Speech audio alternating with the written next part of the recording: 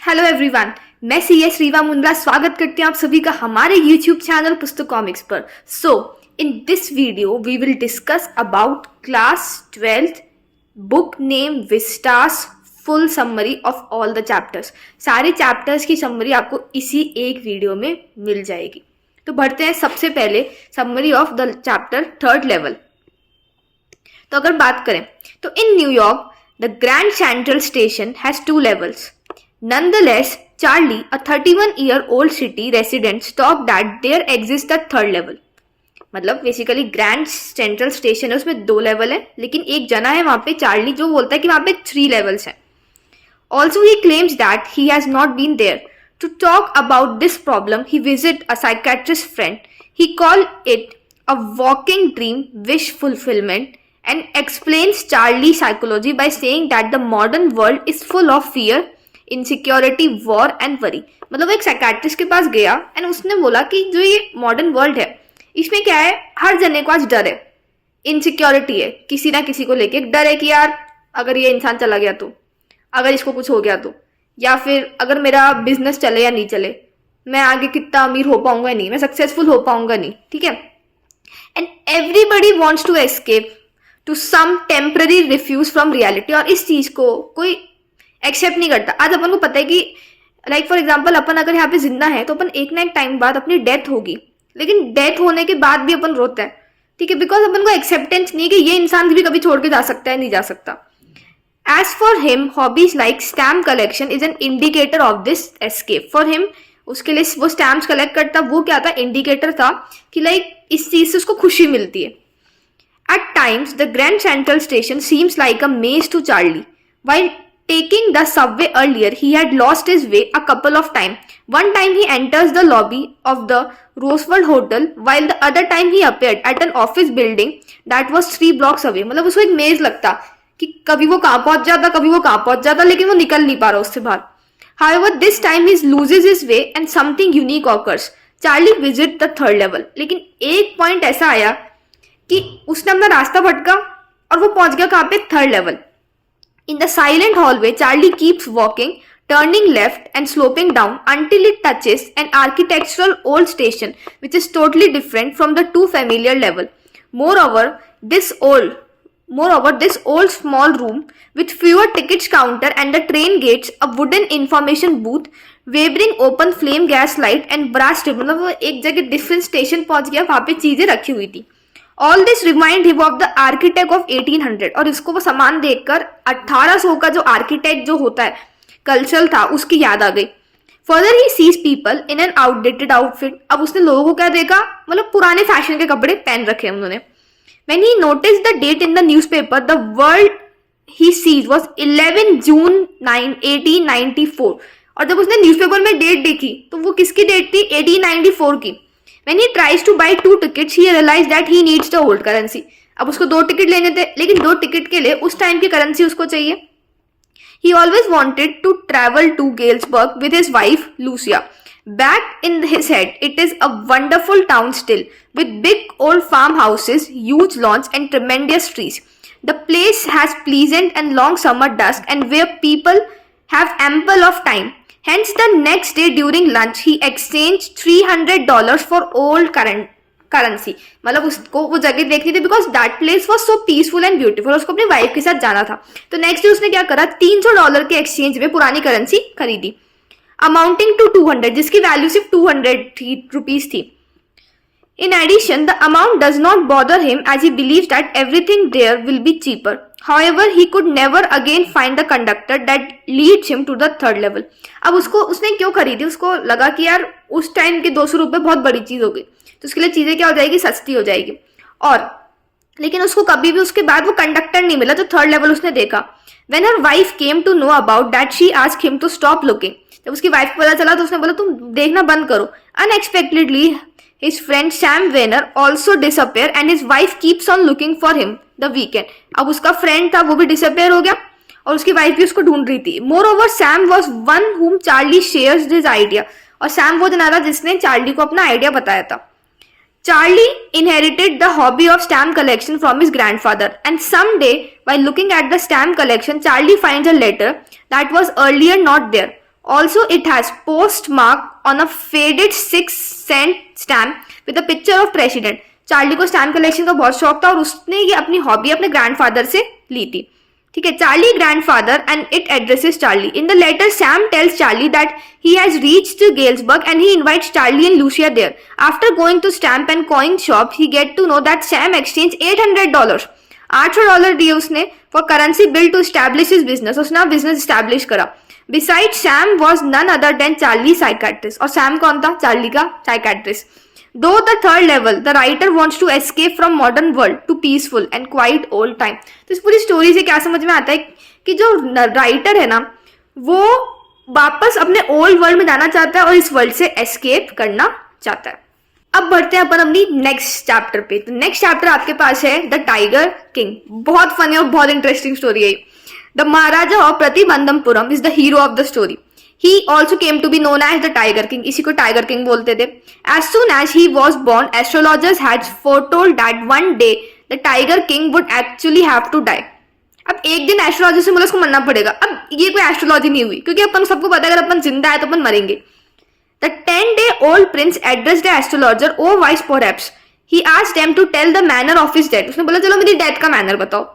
The chief astrologer said that the death would come from tiger.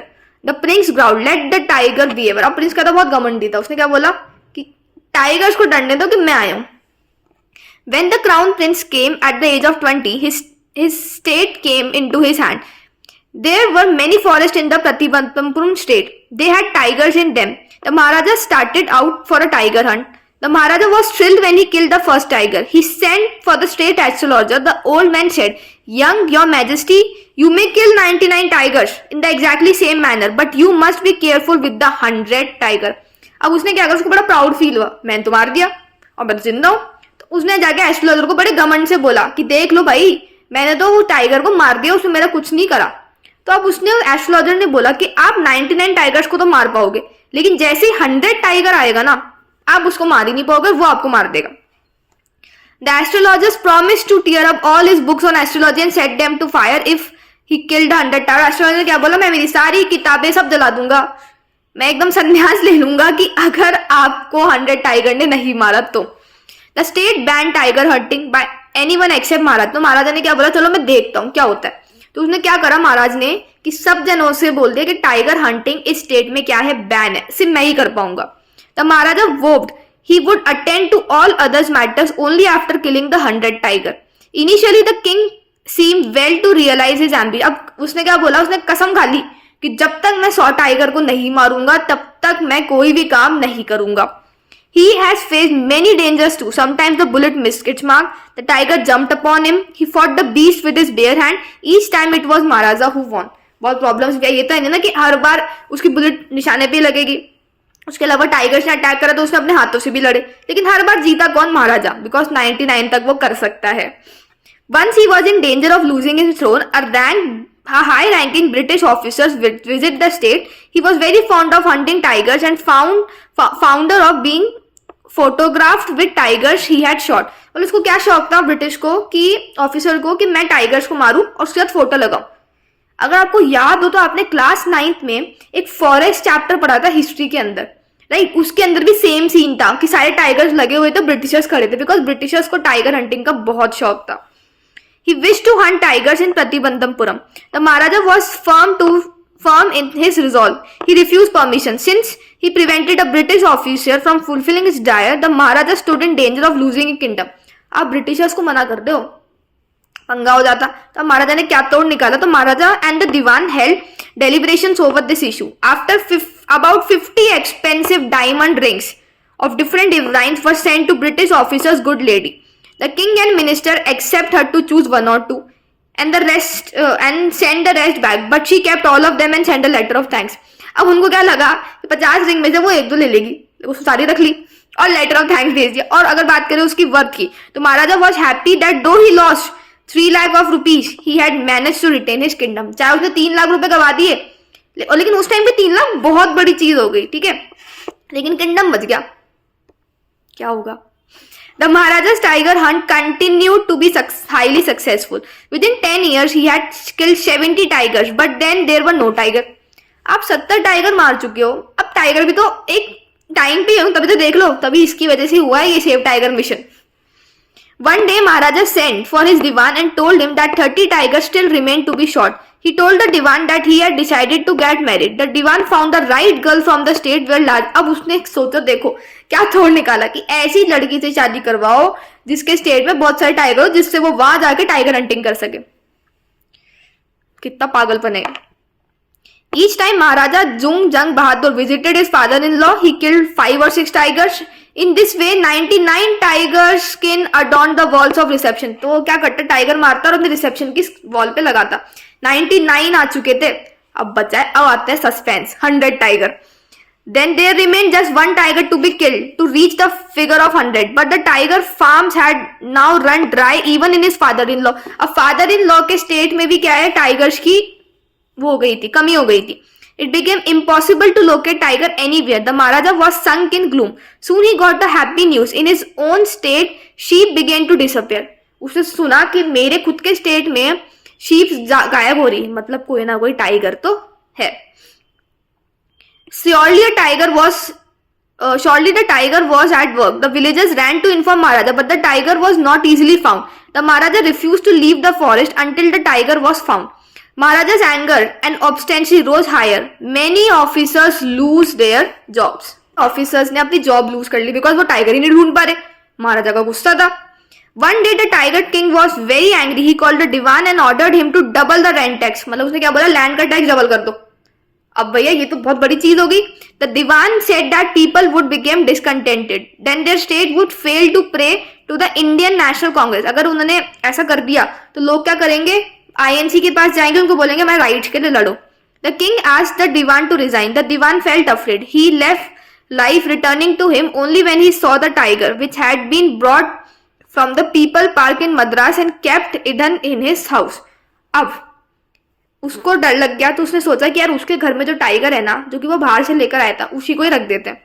At midnight the town was sleeping. The diwan and his aged wife dragged the old tiger and showed it into the street. The diwan himself drove the car straight to the forest where Maharaja was hunting. Now the tiger refused to get. अब पुराना tiger है यार, मना कर दिया नहीं निकलूंगा। Somehow the diwan hauled the beast out of and pushed it to the ground. On the following day, the same old tiger wandered into Maharaja's presence and stood there. Next day महाराजा के सामने ही आ गया वो tiger. It was with boundless joy that Maharaja took careful aim. अब वो इतना ज्यादा खुश हो गया कि भैया मुझे 100 टाइगर मिल गया। The tiger fell in the crumpled heap. The Maharaja was happy that his vow to kill 100 tigers had been fulfilled, ordering the tiger to be brought to the capital. Maharaja left in his car. After the Maharaja left, the hunters went to take closer look at the tiger. The tiger rolled his eyes and looked back at them. Tiger मरा ही नहीं था, because tiger को उसने shot करा लेकिन वो नहीं मरा। अब विलेजर्स भी डरेंगे। The man realized that the tiger was not dead. The bullet had been missed. It had fainted from the shock. वो भाई बुलेट के शॉक से फेंट हो गया, बेचारा डरपोक था। One of the hunters took aim from a distance of 1 foot and shot the tiger. अब hunters ने शॉट करते, मतलब राजा ने 100 टाइगर को नहीं मारा। The dead tiger was taken in possession and buried. A few later, the third birthday of Maharaja's son was celebrated. He wished to give him some special gift on his birthday. He spotted a wooden tiger in a toy shop and decided it was a perfect gift. The wooden tiger cost only 2 annas and a quarter. मतलब उसकी price क्या थी, 2 आना ही थी।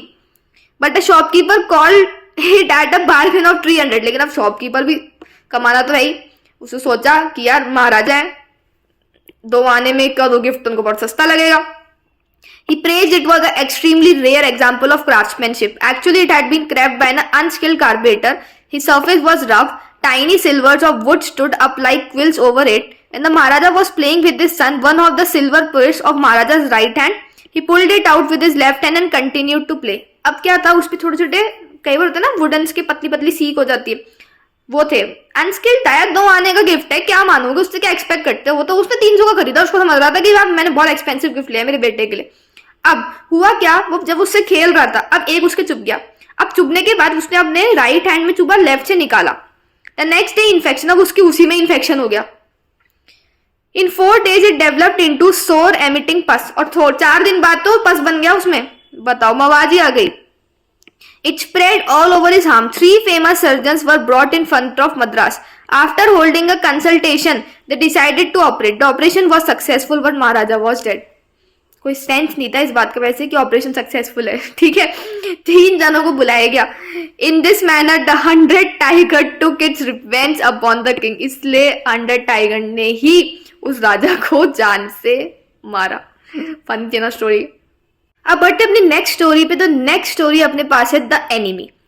The scene of action is spot on the Japanese coast. Dr. Sadao house was low, square store built house. It was set upon rocks and will above a narrow beach outlined with bent pines.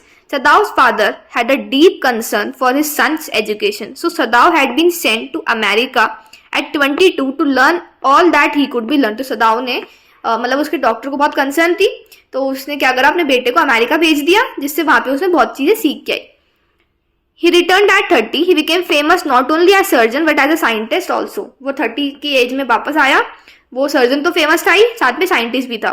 It was at the time of World War. Japan was at war with America. Japan और America में war चल रहा था। तो doctor Sadao had been sent abroad with the troops. The old general was under medical treatment and he might need an operation. So Dr. Sadao was being kept in Japan. तो doctor सदाओ को Japan में ही रखा गया क्योंकि उनकी बहुत need थी उस टाइम पे। Sadao watch mist hide outline of a little island near the shore, then it came creeping up beach below his house. His wife Hana came out and put her hand on his arm. तो like उसके जो घर था वहां पे क्या था, बहुत मिस्ट हो रही थी, फॉग हो रहा था। उसकी वाइफ आई, उसने प्यार से अपना हैंड रखा। It gave him pleasure. Then she laid her cheeks against his arm. और वो अपने वाइफ मतलब हस्बैंड के सिराना लगा के सो गई और मूवमेंट एंजॉय कर रहे थे। At this movement both of them saw something black coming out of the mist. It was a man. अब देखो मिस्ट से जब कोई आ रहा है तो वो पूरा ब्लैक दिखेगा, तो ऑब्वियसली क्लियर हो रहा था। He stacked a few steps, then the curled mist hide him again. वो लाइक उसने अपना स्टेप बैक करा, लेकिन मिस्ट इतनी ज्यादा थी कि वापस उसको हाइड कर दिया। Hana and Sadao leaned over the railing of the veranda. वो नीचे होकर देख रहे थे, अपन होता है ना तो नीचे क्या चल रहा है, पड़ोस में भी कई बार। They saw a man crawling on his hands and knees. Then he fell down on his face and lay there.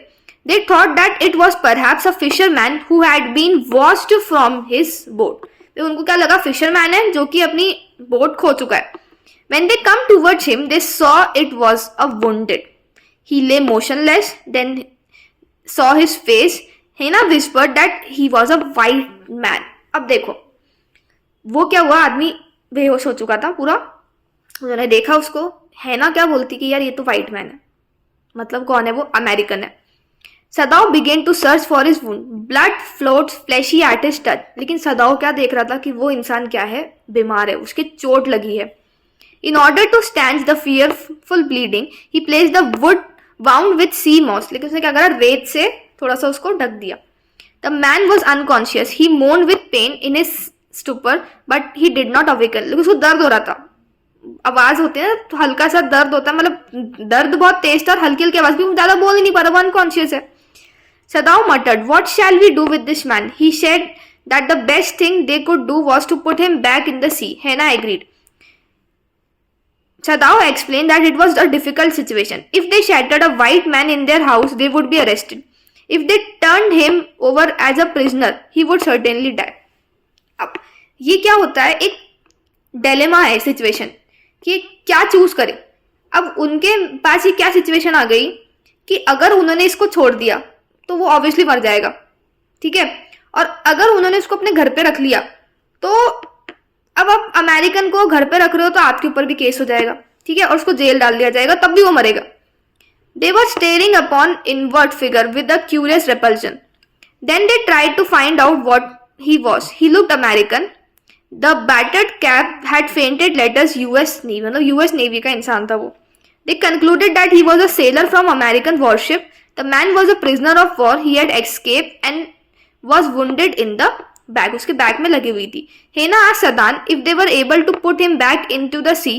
Sadao hesitated. If the man had been whole, he could be turned over to police without difficulty as he was a enemy. हेना ने बोला कि इसको वापस अपन सी में डाल देते हैं, लेकिन सदाओ जो था वो थोड़े से मतलब वो हो रहा था कि डिलेमा सिचुएशन में था कि यार नहीं, ऐसे तो पुलिस उसको ले जाएगी या मर भी सकता है।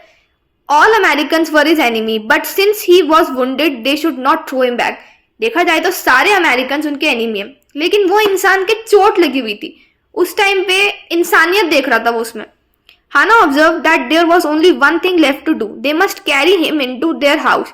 Sadao was not sure about the reaction of the servants. Hannah suggested that they must tell the servants that they intended to give him to the police. She said that they must do that, otherwise all of them would be in danger. उसने क्या बोला कि अपन उसको घर ले चलते हैं, लेकिन अपन सर्वेंट्स को बता देंगे कि यार ये क्या है, हम इनको पुलिस को देने वाले, वरना सर्वेंट्स के लिए भी खतरा हो जाएगा. Together they lifted the man. He was very light. They carried up to the steps into the side door of the passage. They carried him into an empty bedroom. Since the man was quite dirty, Sadao suggested that he had better to be washed. If she fetched the water, he could wash the man. Hannah could not bear him to touch the man. She offered to tell the maid, Yumi. Sadao took the responsibility of informing other. अब हैना ने मना कर दिया, मैं तो नहीं दूंगी, मैं सदाओ को धोने दूंगी. तो उसने बोला कि अपनी सर्वेंट को ही बुलाया और बोला कि इसको अच्छे से वॉश कर दो. The pallor of the unconscious man's face moved him first to stoop and feel like pulse. It was faint, but he was there. मतलब वो चाहे बेहोश था, लेकिन वो था वहां पे. He put his hand against the man's cold breast. The heart too was alive. अब उसने डॉक्टर ने क्या करा, उसके ब्रेस्ट पे रखा, देखा क्या धड़कनें चल रही है, तो हार्ट अलाइव था. Sadao observed that he would die unless operated upon. सदाओ ने क्या बोला कि अगर इसको ऑपरेट नहीं करा तो ये मर जाएगा. The man was very young, perhaps not even 25. The man had to be washed first. However, the servants refused to do. अब servants ने भी मना कर दिया. They did not want the master to heal the enemy. वो नहीं चाहते थे कि उनका मास्टर एक एनिमी को बचाए. Hannah washed the man till his upper body was quite clean. Sadao put his instruments upon a sterilized towel. He began to wash the man's back carefully. He asked Hannah to give anesthesia if he needed it. Hannah choked. She clapped her hand to her mouth and ran out of the room. Hannah ने मतलब वो डर गई थी, मतलब she was like नहीं करना, चले गई. He heard her retching in the garden. She had never seen an operation. भाई उसने कभी क्या ऑपरेशन देखा भी नहीं, तो जिसने ऑपरेशन नहीं देखा तो उसके लिए बहुत अजीब हो जाएगा, उसको लाइक वॉमिट वाली चीज, घुटन सी हो रही थी. Sadao proceeded swiftly. Hannah came in. Sadao asked her to saturate the cotton and hold it near nostrils. She had to move it away a little when he breathed badly. Then Sadao got busy. He felt the tip of his instrument strike against something hard. It was just near her kidney. उसने instrument kidney के पास रखा. Then with the cleanest and most precious incision, the bullet was out. तो उसने bullet बाहर निकाल ली. The man quit, but he was still unconscious. अब एकदम चिल्लाएगा, कोई चीज निकलेगी, लेकिन वो स्टिल अनकॉन्शियस था. Sadao gave him an injection. The man pulse grew stronger. Sadao ने इंजेक्शन दिया और मैन की पल्स क्या हो गई, और ज्यादा बढ़ गई. Hannah had to serve the young man herself, for none of the servants would enter the room. The man grew stronger day by day. The servants decided to quit if their master kept the enemy hidden there. On the 7th day the servants left. Servants ने क्या बोला, हम छोड़ के चल जाएंगे अगर ये एनिमी यहाँ रहेगा. 7th day पे सारे servants जाग चुके थे. Hannah carried the morning food to the prisoner. On coming back, she said Sadao why they could not see clearly what they ought to do. In the afternoon, a messenger came in the official room. He asked Dr. Sadao to come to the palace at once as the old general was in pain. Hannah breathed a sigh of relief. When Sadao came to say goodbye, she revealed her fear. She had thought that they would come to arrest him. Sadao promised to get rid of the man for his sake. भाई अब एक official आया तो उनको डर लगा कि यार कहीं हमको पकड़ने तो नहीं आ गया, लेकिन वो आया था बोलने के लिए कि जनरल बहुत पेन में, तो उनकी आप हेल्प करो. Sadao told the general about the man he operated upon. The general acknowledged why Sadao was indispensable to him. The general promised to send him private ascensions to kill the man and remove his body. Sadao ने सारी चीज general को बता दी. उसने क्या बोला कि मैं मेरे खुफिया जासूस भेजूंगा, वो उसको मार देंगे. He asked Sadao to leave the outer partition of the white man room to the garden while he slept. Sadao went home thinking over the plan. He would tell Hannah nothing. He was surprised to see the young American out of bed and preparing to go into the garden. He complained that the muscles on the left side felt stiff. Dr. Sadao said that exercise and massage will be helpful. He then asked Tom, the young American, to go to bed. Sadao slept badly that night. The next morning Sadao went to the guest room and found him asleep. लेकिन एक बार तो वो guest उठ गया था. Next day वो फिर गया, वो सोया हुआ था. The second night also passed. The young man was still there. He had shaved himself. There was a faint color in his cheeks. उसने अपना shaving भी करी. Next day भी कुछ नहीं हुआ. Dr. Sadao told him that he was quite well then. He offered to put his boat on the shore that night. It would have food and extra clothing. Tom might be able to row to the little island not so far. It had been forfeited. Nobody lived there as a slumbered in storm. Since it was the season of storm, he could live there till he saw a Korean fishing boat bypass. उसने बोला कि यार तुम boat लो, कपड़े डाल दिए, कुछ खाना रख दिया और बोले पास में आइलैंड तक वो जा सकता था, वहां पे कोई नहीं रहा अभी. As soon as it was dark, Sadao made preparations to help the young man to escape. He gave him flashlight. He asked him to give him 2 flashlights as the sun set in case his food ran out. In case he was still there and all right. He was to signal him only one. He was warned not to signal in darkness, for it would be seen. The prisoner was now dressed in Japanese clothes. A black cloth was wrapped around his blonde head. He found the way to the boat. Sadao waited till he saw one flash from the shore. उसने बोला कि मेरे को आप 2 flashlight दो, मैं आपको एक बार दिखाऊंगा, मतलब समझ जाना मैं सेफ हूँ. Dr. Sadao had been called in the night to perform an emergency operation on the general. It involved his gallbladder. For 12 hours, Sadao had not been seen. The general would live. Then he began to breathe deeply again and to demand for food. Sadao had not been able to ask about the accession. So far as he knew, they had never come. The servants had returned. The room was clean. अब उसको operation हुआ and मतलब वो sure नहीं था कि general जी पाएगा या नहीं. और उसके बाद उसमें ना एक डर था कि यार क्या वो क्यों नहीं आए मारने, और उसने पूछा भी नहीं. ठीक है. और उसके बाद सर्वेंट्स भी आ गए थे, वो रिटर्न भी और रूम भी साफ कर दिया था. 1 week after the operation, Sadao felt that general was well enough to spoken about the prisoner. Sadao informed that the prisoner had escaped. The general asked the doctor whether he had not promised to kill the man for the doctor. He then confessed the truth. He had been suffering a great deal. So he thought of nothing but himself. He had forgotten his promise. That night Sadao waited at dusk for the light from the island. There was none. His prisoner had gone away and was safe. Sadao wondered why he could not kill the young man though white people were repulsive.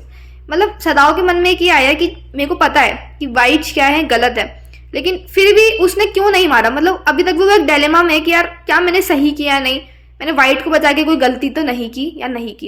ये situation सबकी life में आती है एक moment पे जहां आपको choose करना पड़ता है और वो बहुत डिफिकल्ट होता है कि क्या सही है. वो चीज गलत होती है लेकिन अपन को सही भी लगती है, गलत भी लगती है.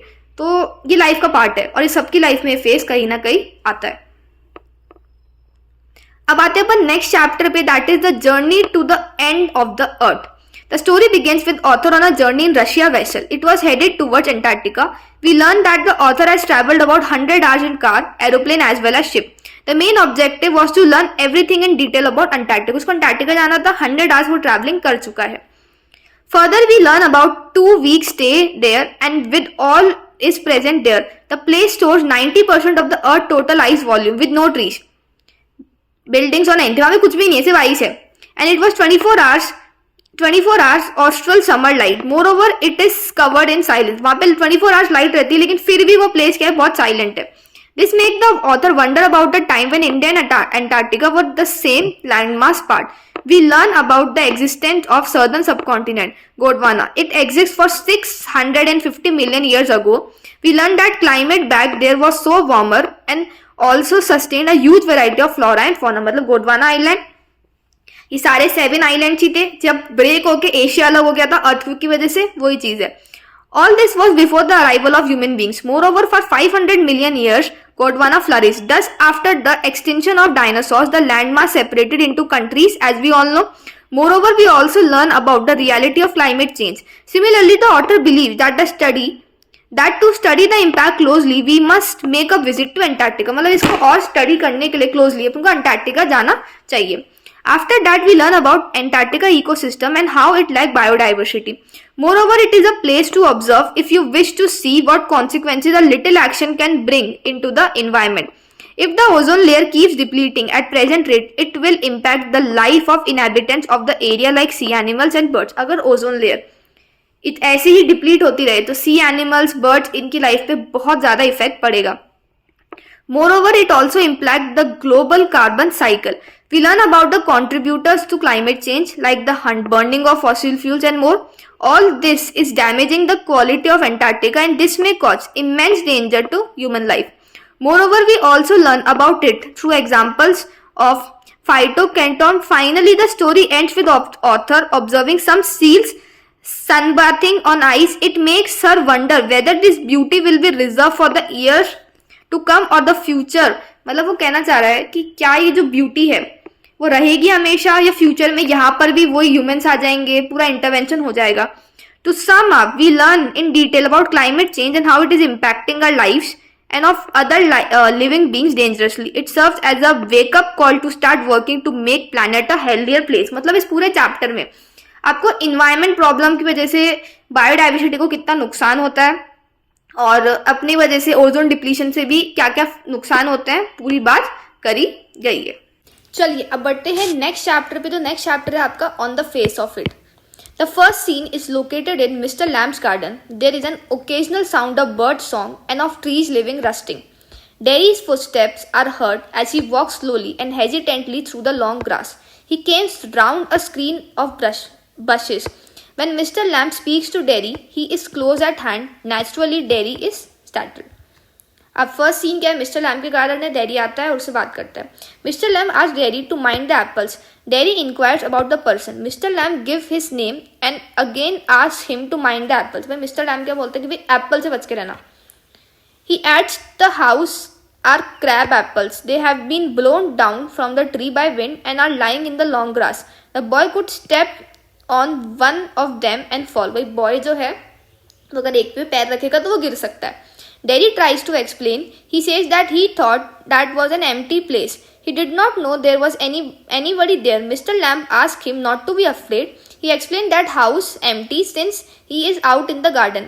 He observed that such a beautiful day is not worth spending indoors. भाई उसने बोला कि उसको लगा डेरी को कि यार ये जो जगह है वो क्या है एकदम खाली रहती है, उसको पता नहीं था कि यहाँ पे कोई रहता है. मिस्टर लैम ने बोला कि यार नहीं, इट्स लाइक कि इतना अच्छा दिन है, सुहाना दिन है, तो मेरे को गार्डन में रहना चाहिए. Derry panics and say that he has got to go. Mr. Lamb assures him that he should not feel disturbed on his account. He doesn't mind who comes to garden. The gate is always open. It was only the boy who climbed the garden wall. Derry is angry that the old man had been watching him. Mr. Lamb welcomes Derry. भाई dairy ने क्या बोला, मेरे को कोई दिक्कत नहीं, तुम आओ, गार्डन का गेट हमेशा ओपन है तुम लोगों के लिए. Derry explains that he had not come to steal anything. Mr. Lamb assures him that he hadn't. He further adds that only the young lad steals. They steal apples from the garden. He is not that young. Derry explains that he just wanted to come into garden. He wants to go and say goodbye. उसने बोला कि यार मैं कोई चोर नहीं हूँ जो आपको लगता है मैं कुछ चुराने आया हूँ. गुस्सा आ गया था उसको. उसने बोला कि नहीं, कुछ लोग ही हैं वो करते हैं लेकिन तुम उनमें से नहीं हो. Mr. Lamb tell him that there is nothing to be afraid of. It is just garden and only one person. That is, he himself is there. Derry says that people that are afraid of him. He asks Mr. Lamb look at him and after seeing his face he might think that he is the most frightful and ugliest thing. Derry says that when he looks in the mirror and sees his face, he is afraid of it. Mr. Lamb says the whole of the face is not frightening. There is a pause. Mr. Lamb now changes the topic. He says when it is a bit cooler, he'll get the ladder and stick and pull those crab apples. They are ripe for making jelly. September is the right time for year. The apples look orange and golden. He tells Derry that he could help you. उसने क्या change topic करा. उसने बोला कि face से लोग डर जाते हैं तो उसने क्या टॉपिक चेंज कर दिया. ठीक है, उसने बोला कि जो एप्पल जब वो राइप हो जाती है, सितंबर इज द बेस्ट टाइम, उसमें वो जैम बना सकते हैं जो बहुत टेस्टी होता है. उसने बोला कि क्या डेरी तुम मेरी हेल्प करोगे क्या. Derry asks him what he has changed the subject for. He says that the old man does not ask him because he is afraid to do so. Derry says that he doesn't like being with people. उसने बोला कि मुझे लोगों के साथ रहना पसंद नहीं है. Mr. Lamb make a guess. Perhaps the boy got burnt in a fire. Derry says that he got acid all down that side of his face and it burnt all away. Derry मतलब उसके क्या जो dairy है ना उसका face जला हुआ है. तो उसने लैम्प ने बोला कि हो सकता है तुम्हारे घर पे कुछ आग लग गई. तो उसने बोला नहीं मेरे एसिड से हुआ है. Derry asks Mr. Lamb if he is not interested. The old man says he is interested in anybody and anything made by God, even grass, rubbish, weeds, flowers, fruit. उसने बोला कि मैं हर चीज़ में इंटरेस्टेड हूँ तो गॉड ने बनाई है, चाहे वो ग्रास हो, पत्ते हो, अपने पौधे हो। He observe that it is all life developing just as they are. When Derry says that they are not the same, Mr. Lamb says that there is no difference. He is old, Danny is young and has got a burnt face. उसने Danny बोला कि आप में मेरे में कोई difference नहीं है, ठीक है, हम अब मतलब हम लोग सेम नहीं है। तो लैम बोलता है डिफरेंस नहीं है, क्योंकि उसने बोला कि डेरी तुम यंग हो, मैं क्या हूँ, ओल्ड हूँ, बस। The old man got a thin leg, his real one got blown off years back in the war. Some kids call him Larry Lamb, कुछ लोग उसको लेरी लैम बोलते बिकॉज उसका एक पैर वॉर में चला गया था। But it doesn't disturb him, they are plenty of things other than his leg to stare at. उसने बोला कि मेरे पास ये चीज़ सोचने के लिए इतना नहीं है टाइम, और प्लस मैं सोचना भी चाहता हूँ, उसके अलावा भी ये वर्ल्ड बहुत ब्यूटीफुल है और चीज़ों के लिए। He refers to Beauty and the Beast. Derry says that no one will kiss him, he won't change. Derry क्या बोलता है कि कोई मेरे को किस नहीं करेगा आके, और ये नहीं होगा ब्यूटी एंड बीस्ट के किस करा और वो आदमी चेंज हो गया, बहुत सुंदर हो गया, ऐसा कुछ नहीं होता है। Derry says that people talk about persons who are in pain and brave and never cry or complain and don't feel sorry for themselves. People try to console people suffering from physical impairment by asking them to think of those people worse off than them. अब dairy क्या बोलता है कि लोग क्या करते हैं, for example अगर मेरे फेस पे बंद है तो मुझे वो किसी और का एग्जाम्पल देंगे जिसके साथ और भी बेकार हुआ है, जिससे मैं कंसोल हूँ, जिससे मैं मोटिवेटेड हूँ। They might have been blind or born deaf or have to live on wheelchair or be insane, but all of this will not even change my face. पर उसने बोला कि ये सब की वजह से मेरा फेस चेंज नहीं होगा। Even totally strange persons call him terrible. Derry repeats that he doesn't like being near people, especially when they stare at him and when he sees them being afraid of him. Mr. Lamb tells him the story of a man who was afraid of everything. So he locked himself and stayed in bed. A picture fell off the wall onto his head and killed him. वो lock करा और उसमें रहने लग गया, picture उसके sir पे गिरा और मर गया। Derry says that the old man said peculiar things. Then he asked what he does all day. Mr. Lamb replied that he sits in the sun, he reads books, his house is full of books, his house has no curtains as he does not like shutting things out. He likes when it is raining. उसके हाथ में curtains नहीं थे because वो नहीं चाहता कि मैं कुछ चीज़ छुपाऊं, ठीक है, उसको पसंद है जब बारिश आती है उसको देखना। Mr. Lamb observed that if he hears things, he is not lost. Derry says that people talk about him downstairs when he is not there. They seem to be worried about him and his future. Mr. Lamb gives him a very inspiring advice. He will go on the way he wants, like all rest, as he has all the God-giving organs. He could even get on better than all rest if he determined to do so. उसने बोला, mister lamb ने advice दी कि अगर तुम चाहते हो ना तो तुम कुछ भी कर सकते हो बिकॉज गॉड ने तुम्हें सारे ऑर्गन्स दिए, पर तुम्हारे ऊपर है कि तुम उस चीज को कैसे यूटिलाइज करते हो। Mr Lamb tells Derry that he has hundreds of friends. The gate is always open. People came in. Kids come for apples, pears, and for toffees.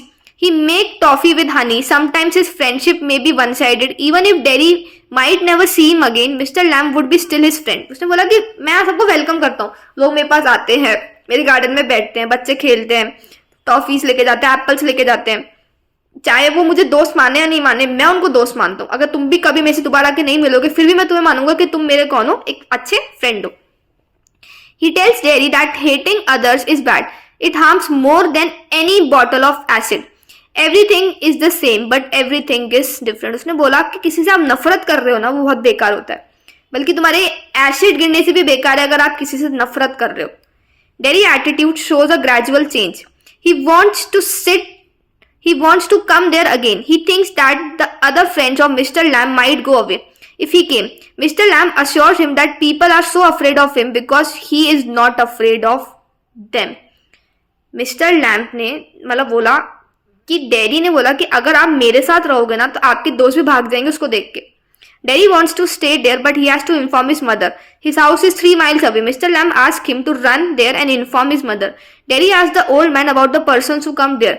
He thinks that nobody ever comes there. The old man is still all by himself and miserable. No one would know if he is alive or dead and nobody cared. Derry says that he'll come back. The Derry runs off.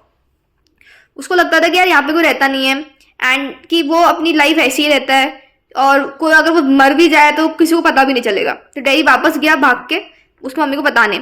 In the second scene, we see Derry and his mother. He informs his mother about the lame old man. She tells him not to go there. Derry says that he wants to go there, sit and listen to things. Nobody else has ever said the things to that old man said. When his mother says that he is best off there, Derry says he hates it there. He no longer care about his face. It is not important. It's what he thinks, feels, sees, hears and find out that is important. He's going there to help the man and with crab apples, to look at things and listen. If he doesn't go back there, he will never go anywhere in the world again. उसने बोला कि मेरे लिए important नहीं है कि मैं कैसा दिखता हूँ, मैं क्या देखता हूँ, सुनता हूँ, क्या समझता हूँ, वो इम्पोर्टेंट और मैं वहां जाऊंगा, क्योंकि अगर मैं आज नहीं गया ना तो मैं कभी नहीं जा पाऊंगा, और अगर मैं आज नहीं गया तो मैं कहीं और कभी नहीं जाऊंगा. The third or last scene is located at Mr. Lamb garden. Derry reaches the garden. He finds Mr. Lamb lying on the grass with a ladder. Derry tells him that he has come back. Since Mr. Lamb fails to respond, Derry kneels by him and begins to weep and the curtains fall.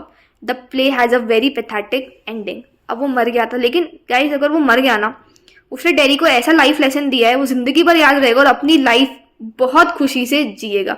उसने बहुत inspire करा है dairy को. अब आते हैं अपने last chapter पे, जो कि अपना द मेमोरीज ऑफ चाइल्डहुड. अब देखो इसके अंदर 2 स्टोरीज है. तो पहली स्टोरी पे आते हैं the cutting of my long hair. It was the writer's first day at school. It was bitter cold. A large bell rang for the breakfast. Shoes clattered on bare floors. Many voices murmured. A peaceful woman with white hair come up after there. They were placed in the line of girls who were marching into the dining room. मतलब वो क्या था, school का time था, बहुत cold था और bell rang हुई कि ब्रेकफास्ट के लिए सब आ गए.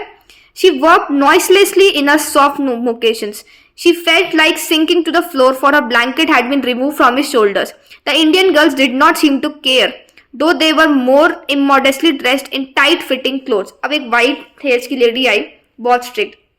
सारी इंडियन गर्ल्स ने बहुत टाइट फिटिंग क्लोथ्स पहन रखे थे. The boys enters in the opposite door. Boys opposite से आए, गर्ल्स दूसरी साइड से आई.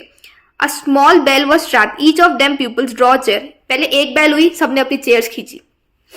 She found that the writer also pulled. She at once slipped into from one side. She turned her head. She found that she was the only one seated. अब उसने क्या करा, chair खींची और बैठ गई.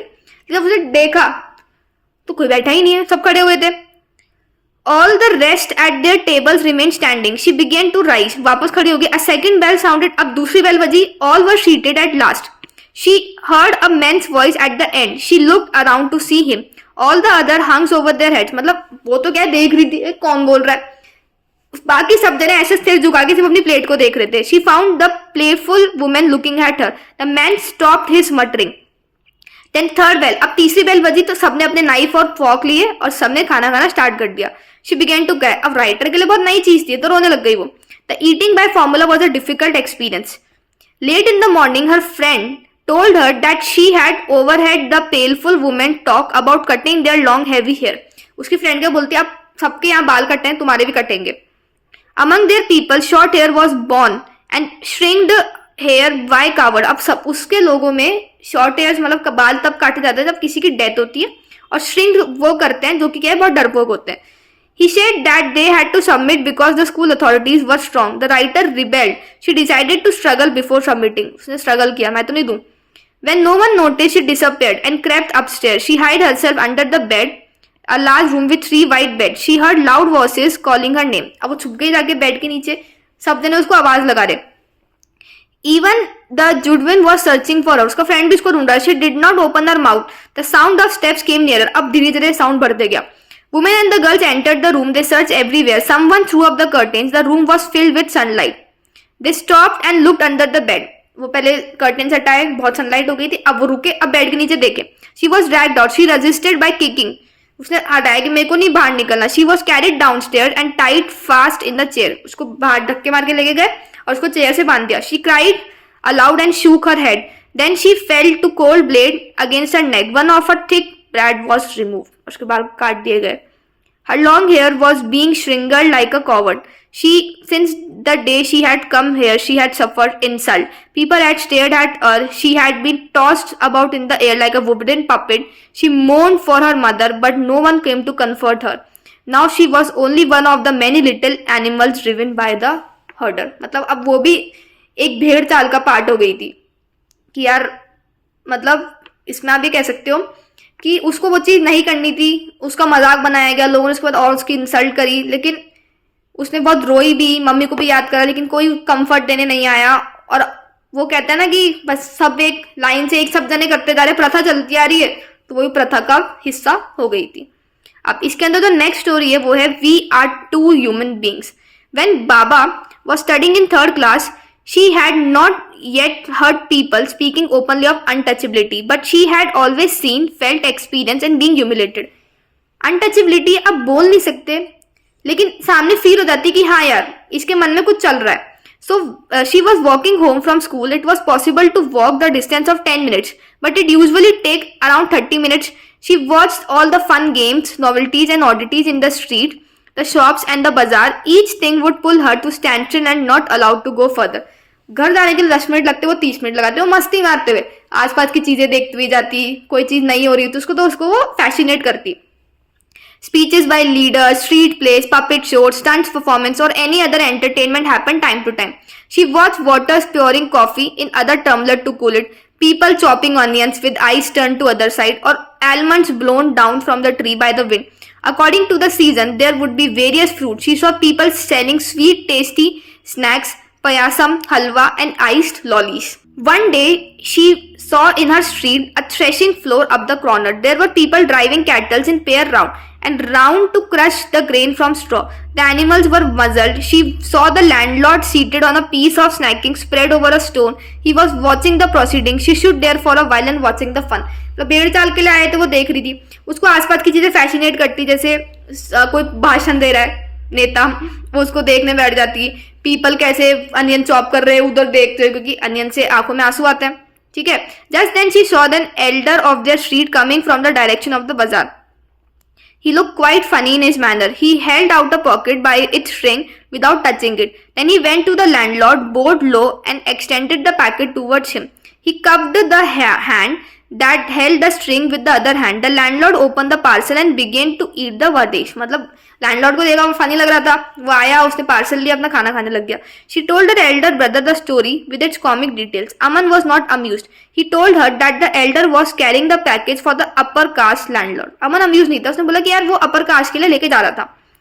These people believe that people of lower caste should not touch them. If they did, they would be polluted. Upper caste believe करती है कि अगर लोअर कास्ट के पीपल उनको टच करेंगे तो वो बहुत गंदे हो जाएंगे. That was the reason why he had not carried the package by the string. इसलिए उसने पैकेज स्ट्रिंग से कैरी नहीं करा था. She became sad on listening all this. She felt angry towards people of upper caste. मतलब वो दूर से पकड़ रहा था तो उसको बहुत गुस्सा आया. She thought that these misery people who had collected money somehow had lost all the human feelings, but the lower caste were also human beings. They should not do petty jobs for them. They should work in their fields and take wages home and leave it at all. मतलब अगर वो आपके लिए काम कर रहे हैं तो you should respect them. Right, वो अगर आपके फार्म में वर्क कर रहे अपनी वेजेस ले और चले जाए, उनको आपके पास अगर पैसे हैं तो you can't insult them. Aman was Elder brother and was studying at the university. He had come home from for the holidays. He would often go to the library in their neighboring village in order to borrow books. One day, one of his landlord men met him, thinking him to be stranger. He addressed Aman respectfully. और वो books लेने गया, उसको लगा वो stranger है, respect करी. His manner changed on knowing his name and he asked for the streets he lived in. The street would indicate their caste. उसने बोला कहाँ रहते हो. अब स्ट्रीट जैसे वो स्ट्रीट का नाम होता है उसकी कास्ट पता चल जाती. Aman told her that they were not given an ordinary dignity or respect because they were born in a particular community. He advised her to study and make progress. People will come to her of their own accord. She studied hard and stood first in class. Many people then became her friend. तो इसलिए अमन ने बोला कि तुम पढ़ो जितना हो सके. एंड उसने पढ़ाई करी, वो अपनी क्लास में फर्स्ट आई, उसकी वजह से बहुत लोग उसको जानने लग गए. किसी को आज भी ये अनटचेबिलिटी वाली प्रॉब्लम हर जगह काफी फेस करी जाती है और ये चीजें नहीं होनी चाहिए.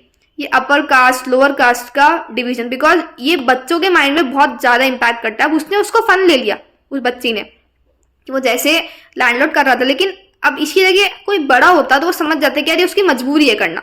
राइट, तो ये चीजें नहीं होनी चाहिए. और आज अपन जिस जनरेशन जिस लाइक टाइम एरा में है वहाँ इन चीजों का कोई सेंस नहीं. इसके अलावा भी बहुत मेजर इश्यूज हैं जिसपे फोकस होना चाहिए. आई होप आपके इंग्लिश के सारे चैप्टर्स एकदम क्लियर हैं. अगर आपको वीडियो पसंद आया है तो वीडियो को लाइक करो, इसको शेयर करो और चैनल को सब्सक्राइब करो.